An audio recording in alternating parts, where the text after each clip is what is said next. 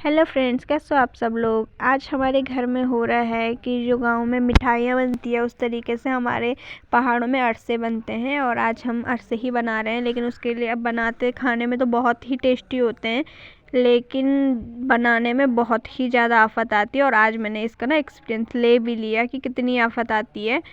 तो सबसे पहले मम्मी यहाँ पे मतलब स्टार्ट किया, गढ़वाली में बोलते हैं कूटना, मतलब किसी चीज़ को पीसना, ठीक है।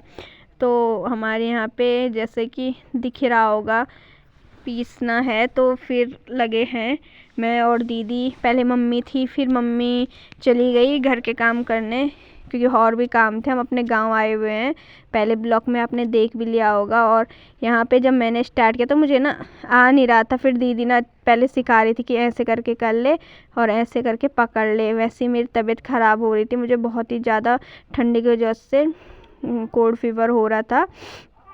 तो उसके बाद दीदी ने सिखाया तो मैं वैसे दीदी के साथ करने लग गई जैसे दीदी सिखा रही थी।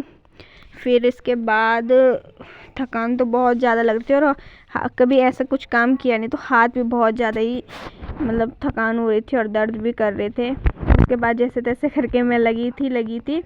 और यहाँ पे मेरी बुड्ढी जी भी आ रखे थे, तो वो भी हमारी हेल्प कर रही थी। वो भी हमें बता रही थी कि ऐसे कर तो करो फिर काम। और मेरी छोटी बहन भी देख रही थी, सब लोग ना वहीं पे बैठ के।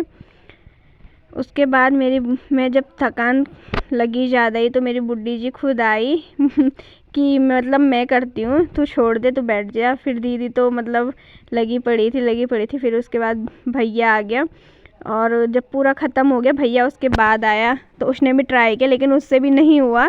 पर फिर भी वो छोड़ा नहीं, उसने ट्राई करता रहा। और फिर वो भी लगा था कि कैसे करके हो ये, कैसे बस गिरे ना, बाहर ना गिरे। फिर दीदी को उसने कह दिया तू मत कर, मैं खुद ही करूँगा अकेले।